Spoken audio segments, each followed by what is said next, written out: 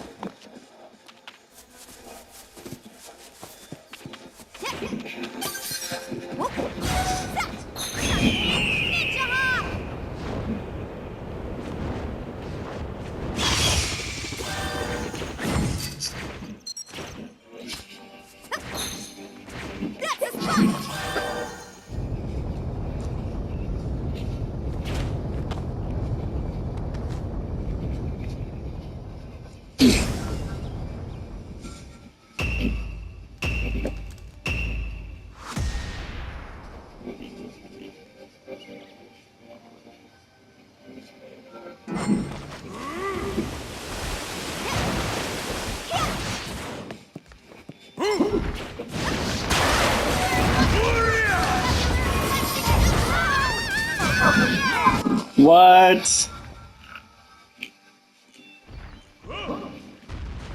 This bitch killed him with just a little blast. That doesn't make no sense.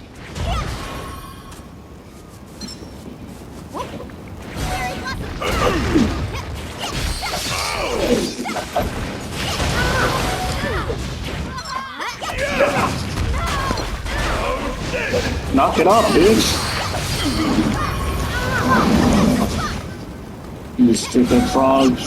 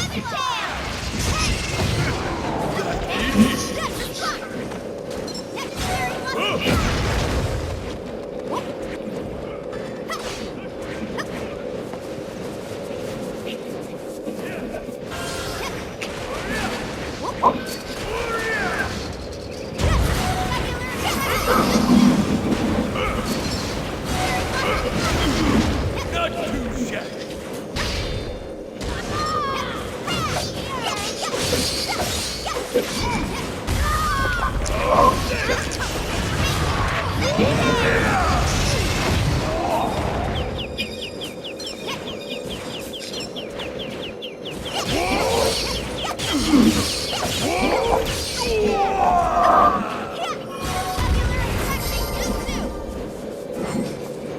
your best.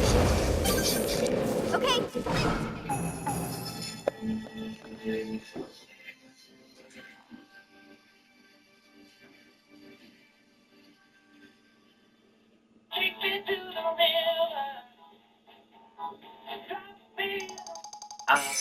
Minecraft villages, living in peaceful bliss for so long, unbothered by the rest of the world until oh no, that's not good. But wait, how did we get here? Why are they here? Why do they hate villagers? All of those questions will be answered in today's video of the history of pillagers in Minecraft. Our story starts with you, the player, because for thousands and thousands of years before world generation, villagers lived in peace and harmony, constantly evolving, adapting, and inventing new ways to better themselves. Villagers lived a simple life of growing food and owning livestock, even starting their own economy by using emeralds as a way of trade. Hey, do you want this rotten flesh for that shiny rock you got there?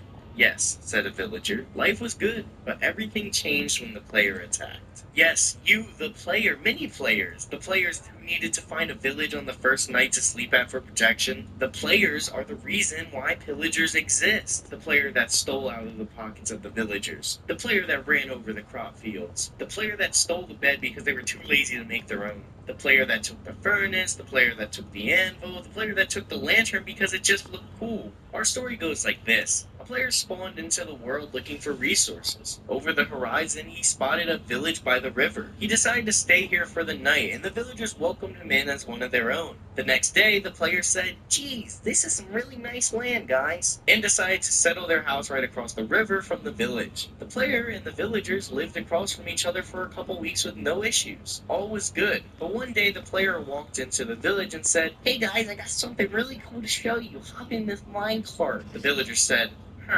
and got in. The player took two villagers to this dark, empty, underground, shallow room. This is what most of us know as a village breeder. Here, the villagers were forced to breed, creating new villagers. After a couple weeks of forcefully breeding, the player locked all the villagers in a single one-by-one room, where they would have to produce goods for him.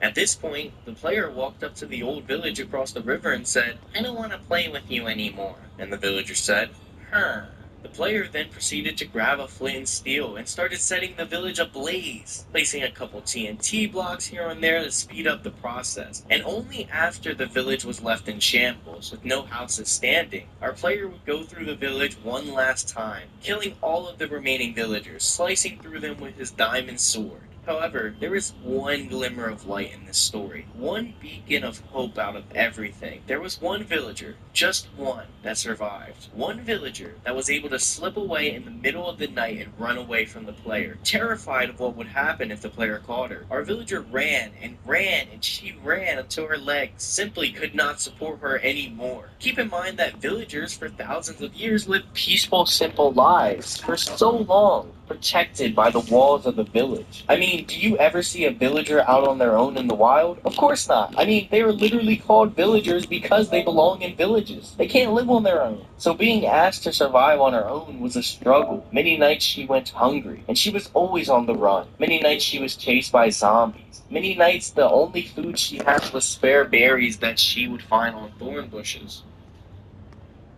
This was without a doubt the hardest point in her life. The world was so much bigger than she originally thought. She had lived her whole life in the village without any worry of the outside world. And now, she was on the outside. She had no idea where to go. She was hoping and praying that one day, maybe just one day, she would find a village in the distance that was just like her old village. But after 2 months, she had traveled through a forest, a jungle, a desert, and now she was somehow even in an Arctic tundra. And there was nothing to be seen. No village, no happy ending. She saw a couple weird temple-like buildings on her journey, but decided to stay away. During this time, she was also on high alert, trying in her best way to avoid anyone or anything that reminded her of the player she met all that time ago. This story just makes me sad. It makes me want to cry.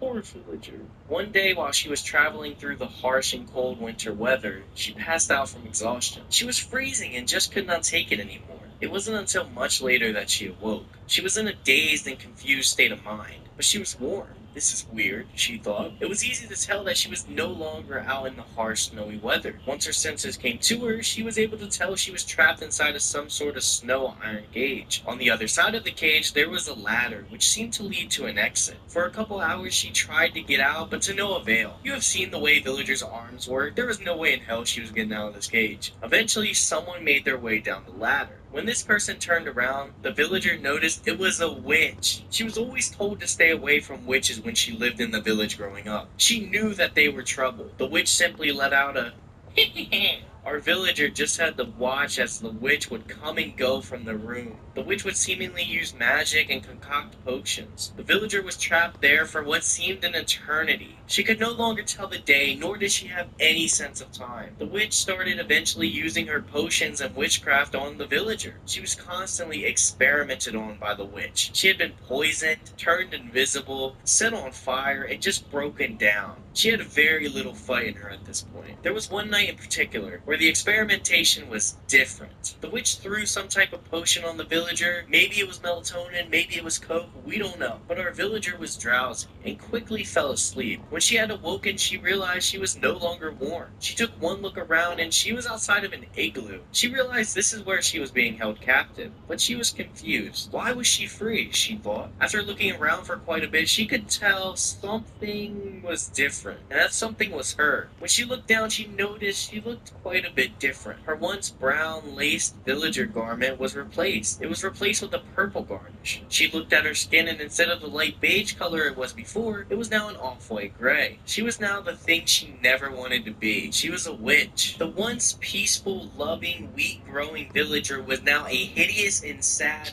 witch. The evil inside of her grew, and with that, frustration would soon grow. However, if she had any hope left to become a villager again, she realized she had to find somebody that could help her and revert what has been done to her. She traveled for days, and nothing would come up until one day, one gloomy day, the witch found a village. It was just a random village in the middle of nowhere, in the middle of a plains biome. She couldn't believe it. She ran as fast as she could. She thought, finally, this was the place that was gonna help her. This is the place that she could stay. She approached the villagers in the center of town and tried to ask for help. No, said the villagers, and they sent an iron golem after her, and she had to run into the woods. Disappointed and sad, the witch thought maybe she could go to a different village, so she tried this multiple times, and every single time she tried this, she had to run back into the woods. No village was going to take her in. No village wanted any business with the witch. Villagers couldn't trust the witch, so she was left on her own again. Eventually, after trying at maybe 4 or 5 villages, she had given up all hope. There was no helping her. She was too far gone. She was a hater now, and hated everything. Over time, from being mistreated over and over again, evil had grown inside of her. Our former villager wanted revenge. Revenge on everyone. She wanted revenge on the player who mistreated her all that time ago. She wanted revenge on the villagers who wouldn't let her in because she looked different. So she found an abandoned hut in the swamp that she would call home. Here, she discovered her new powers as a witch. She learned that she could concoct potions, much like the witch that trapped her did before. The witch took her time, honing her skills, becoming better at potion making. The witch would find a pig outside in the swamp, and she would take him in as her pet. What she did with this pig was she experimented on him, naming him Piggy. She would learn how to make poison potions and regeneration potions, but this is not what she was seeking. As good as this was, she was looking for a way to use Piggy to take out the villagers for revenge on them and everyone else who had mistreated her. After a couple weeks, on one fateful rainy night, she raised up.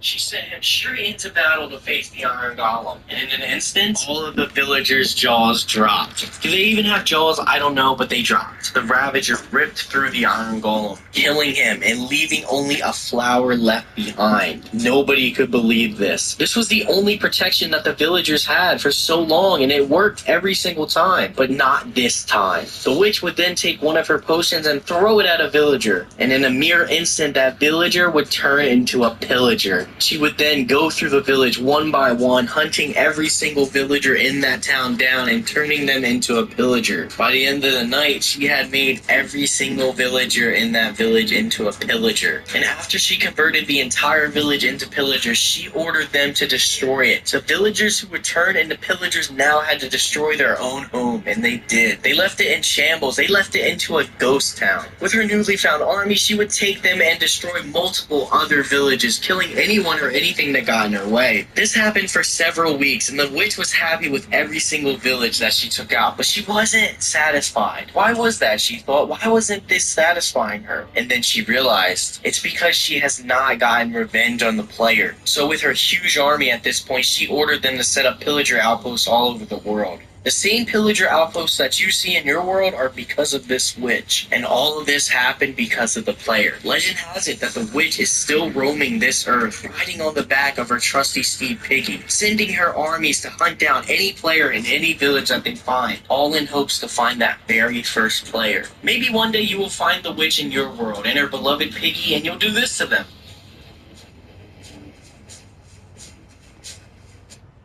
This is the story of Minecraft's most evil villager who eventually became the Illagers. We'll find out how he became obsessed with magic, learned dark spells, was kicked out of the village, and would lead the first raid against the villagers. Let's start from the beginning. This is Norman and his friend Jim.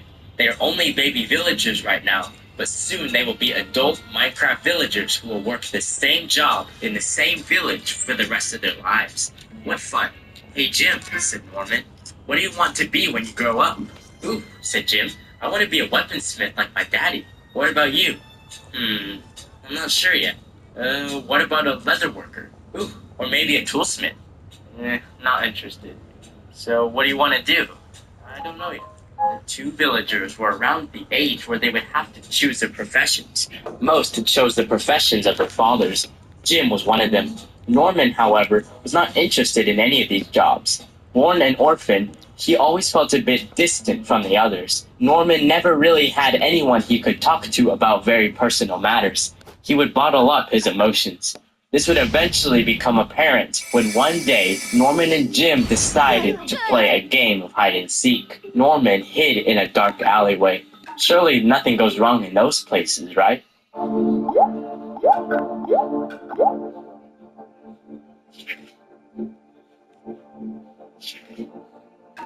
Got it.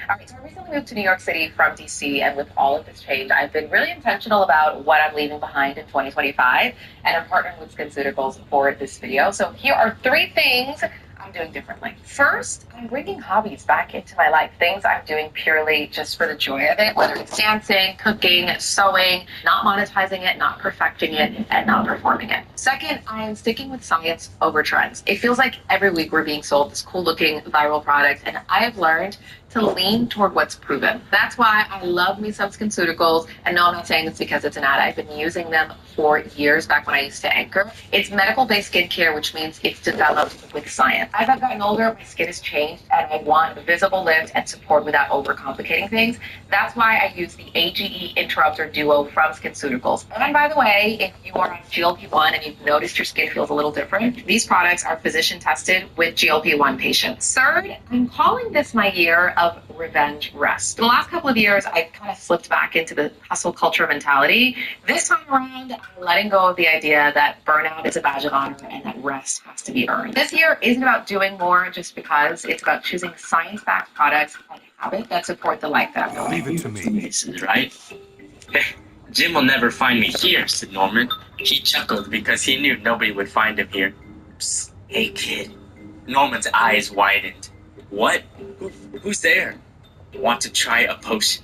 Norman was shocked. He had never seen potions ever being used. Only the cleric was allowed to brew them. And even then, he only made healing and regeneration potions. This potion was a completely different color, and the man wore a robe completely different to what was normal. Join me, said the villager. Unlike those cowardly simpletons, we practice the sorcery long forgotten.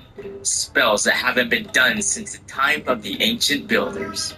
The people from long ago, the ancient builders, had been dead for decades. Norman didn't really understand what he meant, but he felt that this was it. He had found what profession he wanted to do. Finally. You can't tell the others about your profession, though. What? Why not? Everyone else in the village is talking about it. The villager said, you can't tell your friends because the elders of the village want to hide magic from the populace. We must keep our cult a secret. The elders have tried to ban most of the magical practices. Norman kept listening. He faintly heard Jimmy.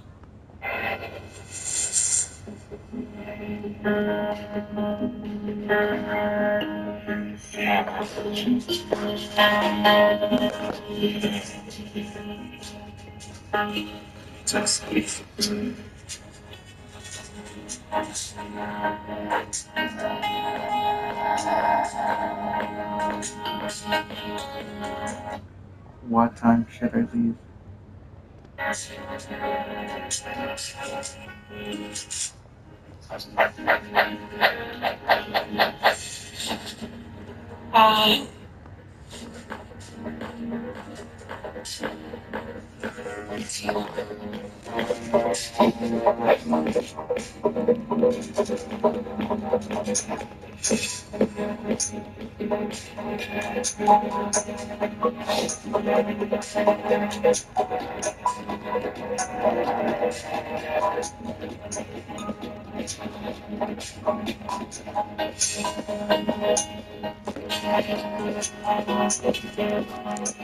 This peasant. Do you really want to die, boy? You really want to die? I will use my sword to cut you in half. Coming! He needs a credit card when he got a crank. I'm always buying the ultras, Gregory. Meet me at the Blue Lift. Dawn. Heads up. Strap in. Shoving the skis, shoving the mind. The true opponent is yourself. Again. If you rely on sight, you're already blind. Hey. This time. Ultra's on deck again. I'm your inner gray.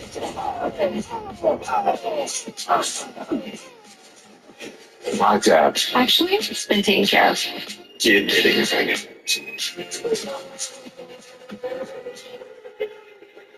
Trade on the big game now in California with DraftKings Predictions. Make your big game prediction and try putting your money where your knowledge is. New DraftKings Predictions customers get a first trade bonus up to 75 predictions dollars. The crown is yours.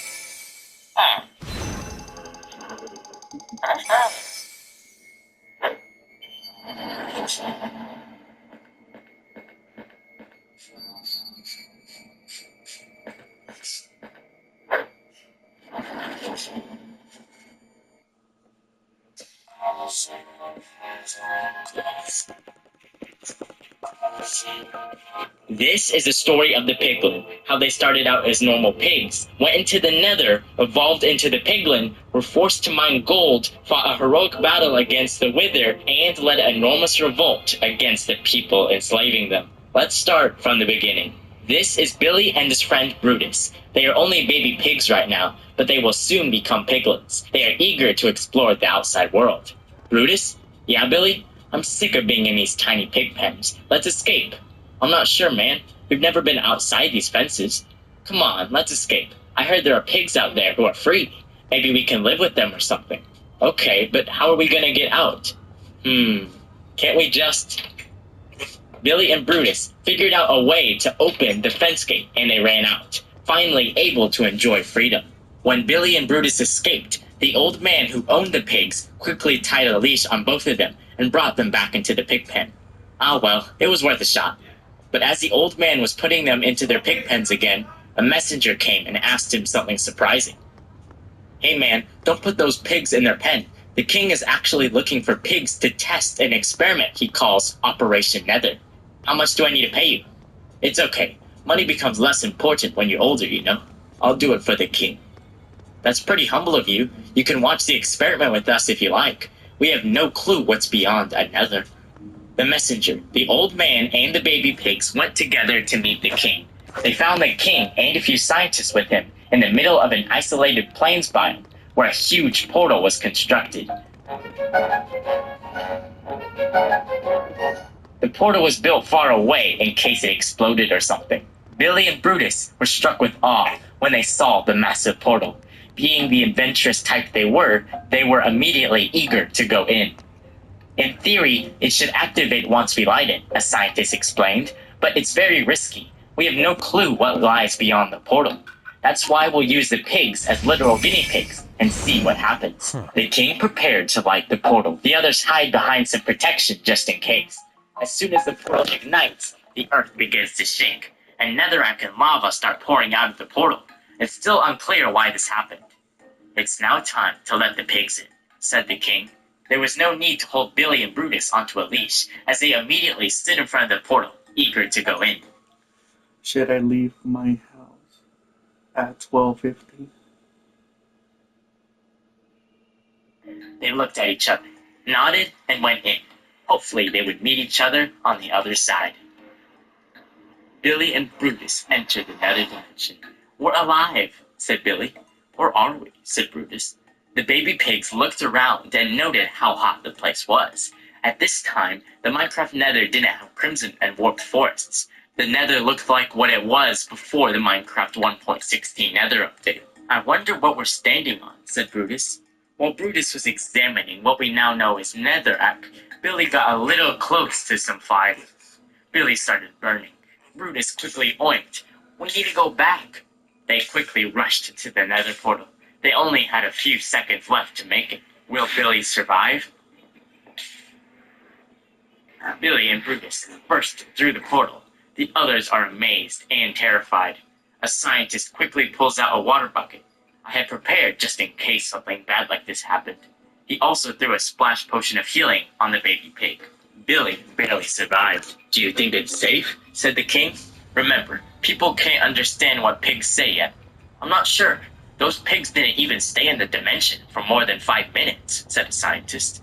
They decided that since the pigs were able to come out alive, they sent more pigs, along with some humans, into the nether.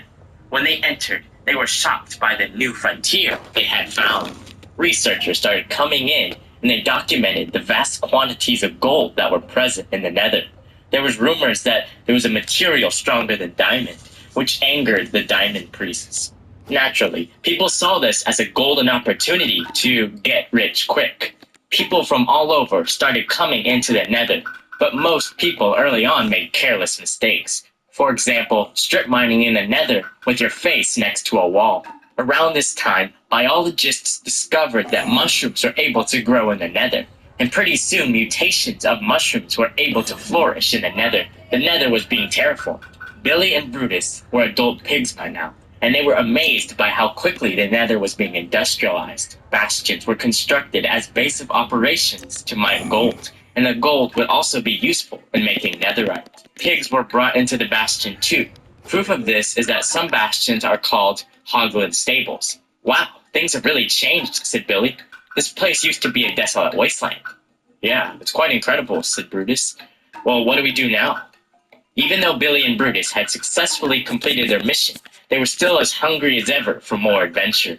The pigs met a blonde-haired scientist who needed pigs to experiment on to create the first living humanoid pigs. He noted that whenever a pig was struck by lightning in the overworld, it would become a zombie piglet. If they could replicate this in the nether, who knows what might happen? We could become like the Minecraft humans, said Billy. The pigs were put into laboratory tubes, and the scientist flicked the lever. The ground started to shake once more, and it was successful. The pigs were now piglins. Billy and Brutus admired their arms. After this successful experiment, new piglins were being created, and the first piglins lived happily ever after, right? Unfortunately, no. The king was worried about the rapid number of piglins that were reproducing on their own now. He had a devious plan to use them to mine gold. "Attention, piglins," said a guard. "There's been a change of plan. You are to head to the bastion." The piglins in the town murmured but agreed. When all the piglins got there, the entrance to the bastion was locked. The king came out. "You are to mine gold now." Still dealing with moderate to severe Crohn's disease symptoms despite treatment? Put them in check with Rinvoq. Rinvoq works differently and it's a once daily pill. When symptoms tried to take control, I got rapid relief and significantly reduced fatigue. Check. Rinvoq helped visibly repair my intestinal lining. Check. And when flares tried to slow me down, I got lasting steroid-free remission with Rinvoq. Check. Rapid symptom relief, visible repair of the intestinal lining. And lasting steroid-free remission. Check, check, and check. Rinvoq can lower ability to fight infections. Before treatment, test for TB and do blood work. Serious infections, blood clots, some fatal. Cancers including lymphoma and skin. Serious allergic reactions, GI tears, death, heart attack, and stroke occurred. CV event risk increases in age 50 plus with a heart disease risk factor. Tell your doctor if you've had these events: infection, Hep B or C, smoked, are pregnant, or planning. Don't take if allergic or have an infection. Put Crohn's in check and keep it there with Rinvoq. Ask your gastroenterologist about Rinvoq and learn how AbbVie can help you save. Stop.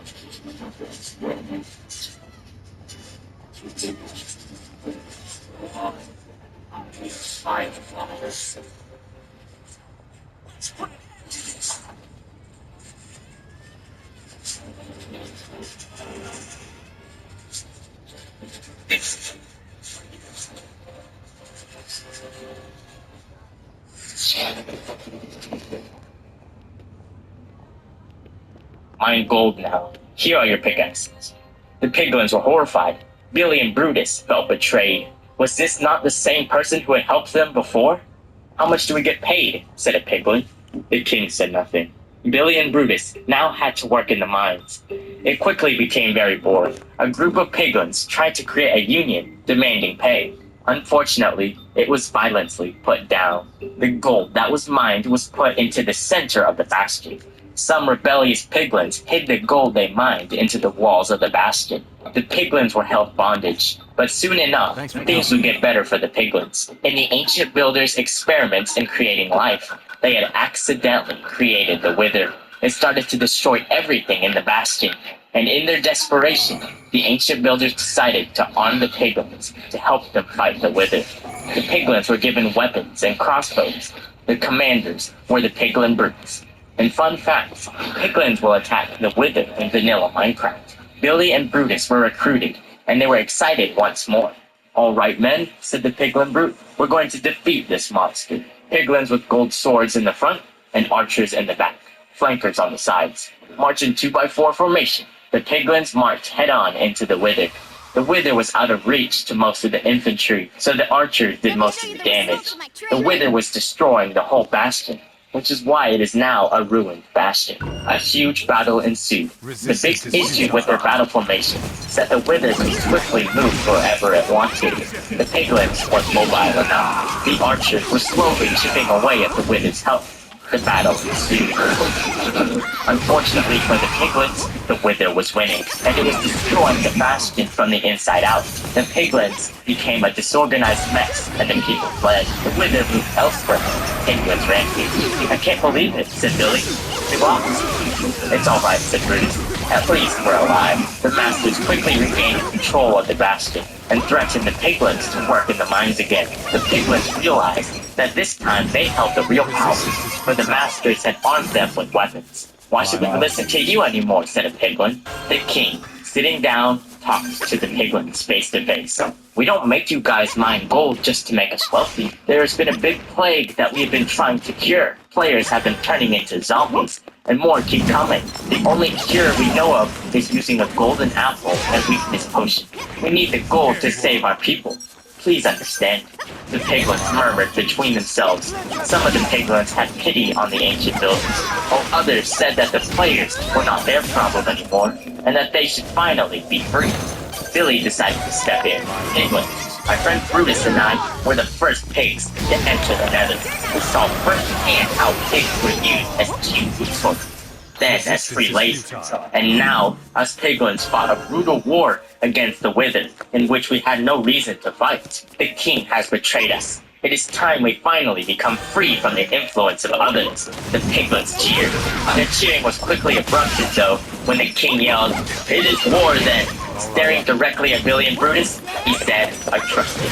Then he walked away. The piglins were happy and anxious at the same time. They finally had freedom, but they knew the players would come back and attack them soon. Billy and Brutus reorganized the piglin army, recreating the old battle formations. They used their now huge quantities of gold to create more weapons and armor. To make sure the piglins wouldn't accidentally hurt each other or their secret allies, they were told not to attack anyone wearing gold armor. And the day came when the large army of players started coming out of the portal. The king was in full netherite. The final battle broke out. The plague the players had was infecting some of the piglins, zombifying them.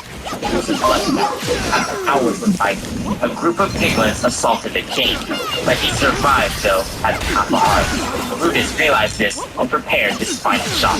The king panicked and started charging at him. Brutus only had one chance. Brutus kills the king, but Brutus is killed as well. Billy looks over and is horrified, not even able to move or say anything. The other players flee, and the piglins cheer, except Billy. He cries in agony over the loss of his friend. The king's broken netherite armor was put into the center chest. The piglins were now free. Some decided to stay in the bastion, while others moved into the Crimson Forest biomes, the biome most habitable for piglins. Another variant of the pig, the hoglin, had evolved there. Thanks for watching, and if you enjoyed the story, consider subscribing. Guys, welcome to the Flatcatcher Show, the #1 show for founders, execs, and entrepreneurs who are scaling their businesses. This video is presented by Thread AI, and we have an amazing interview today with its founder and CEO, Angela McNeil, about how she created and scaled the business. Angela, welcome to the show. Well, thanks for having me, Bob. Happy to be here. Well, tell us, Angela, what's the origin story? How did Thread AI come about? Well, so at Thread, we're building an AI orchestration platform. So the goal is to make it very easy for enterprises to build their AI-powered workflows and agents for their mission-critical applications. My co-founder, Maya, and I met, built, led teams together at Palantir, and we spent years building products that focus primarily on the life cycle of the model. So from training to evaluation to monitoring, management, to deployment, there's a whole end-to-end system. And after we left, we realized that the brain, the models were rapidly improving at an exponential pace, and not just language models. But the infrastructure to meaningfully embed them into your systems, the body was missing. There was a layer that was needed to embed models deeply into workflows and action on to the layer where it matters the most. So Maya and I were pretty inspired by that Toolformer paper that came out in early 2023. It was like pre-MCP. It was about how you can train the last layers of your model to speak API or something, and we were like, okay, well, that's not how software works. And I think one of the examples we're making was like a calculator or something. But the idea that reasoning capabilities were using was very compelling. And it was exciting to think about a world where an AI system could move into more autonomous sort of decision-making capabilities. And we were like, okay, well, there's going to be infrastructure needed to unlock that future of controlled autonomy. So we set out to build with that. And can you tell us more about how the product works and some specific use cases for businesses? To make agents run at scale and with enterprise guarantees of reliability, there are a lot of infrastructure components that are needed. Models that you don't want to be dependent on specific ones. You need secure connections to data to be able to access different sources of information, from CRMs to your databases to your spreadsheets, whatever it is. you need a way to make sure that your agent can only access information that they should and not information that they shouldn't. You need to glue the engine to hold all the pieces together and to connect everything to make sure that if there are failures, well, there can't be actually any failures, right? And most importantly, you need that human in the loop step, so you can inject a critical subject matter expertise at any part of the process, whatever that may be. So we built our platform to abstract away all of those different distributed systems components into one place to provide the right building blocks for enterprises, organizations to build, create, and manage these AI workflows and agents. So in our view, you can't have reliable, scalable agentic AI without this intelligent orchestration layer. And we wanted to provide the right tools for the right builders to make sure that agents aren't seen as these magic black boxes, especially in regulated spaces where it really matters to see where each piece of data goes and who performs what action. So our platform is horizontal, and we serve all different kinds of users. But there are a couple of the most common archetypes and patterns are triaging and root cause analysis. So how can the agent take a first pass at a support ticket or incoming alerts to better accelerate the human who is tasked to solve that problem? Or dynamic reporting, where the company information spread across these different systems with these different access patterns in one, say, semi-structured way of aggregating and reasoning across all of that information to turn it into some kind of content, whether it's a brief or a report or PowerPoint or some kind of conference spec. And then that piece of information is rich. So our goal is to enable builders to solve a wide variety of problems across the board, but then have the guarantees and controls to solve for these core critical operations. So, Angela, can you tell our viewers what problems would they have if they're not using your product? Because I think it's very easy to grasp the value of a solution if you can imagine, right? Here are the problems I would have if I'm not using this solution. So, yeah, our thesis has always been AI is not a workflow of in and of itself. It's a part of a workflow, and to do it at scale and to embed it properly at a business with all of those enterprise guarantees, again, you need lots of infra, and we're seeing a lack of standard reliability guarantees and ways for tools to support these more agentic patterns. Big picture, again, like we said before, you need models, you need access to different kinds of data, you need different ways to connect across different kinds of identity and access. So right now, the way folks are building is stitching together a bunch of different tools and managing all of that distributed distributed tech themselves, which is a lot of vendor management and quite a cognitive overload. And there are some really important questions around identity and ownership that we as a field also need to answer where there aren't great tools or. I'll let you know because I had to catch the first bus at 8:50. From there, I'll catch the 286 like around 1:30. And then I'll take the 286 over there by Morning Canyon. I think we're really any tool that exists out there that we have set out to address and solve ourselves. So one of the biggest challenges around agent authentication and authorization. So how do these agents access information and what actions are they able to perform? So taking a step back, right, how do you make sure that when Alice runs an agent and then when Bob runs an agent, the agents adhere to how the business is defined that Alice can have access to information and that Bob can have access to information?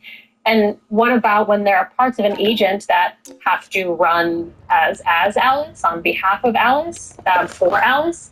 But what if there are parts as well that need to run sort of behind the scenes? So the agents need to do both things, both on behalf of the human and as a part of a system. And once you have these domain-specific subject matter expert agents, are they always tied to a human or a system or a combination of both things, or are they a new, special, sort of separate thing? And when agents make and perform decisions and actions, where does this accountability lie? And we've set out to address a lot of those problems specifically with our infrastructure. And I saw on your website you guys do not have pricing, right? And how come? And what's the key to making that work? Yeah. So we do have standard pricing for our multi-tenant SaaS offering, so our platform that runs in our cloud. But the reality is we support a lot of different kinds of deployments for all different kinds of enterprises, because our goal is to meet enterprises where they're at. So if due to regulations you need to run in a regional cluster where your data can't leave the E.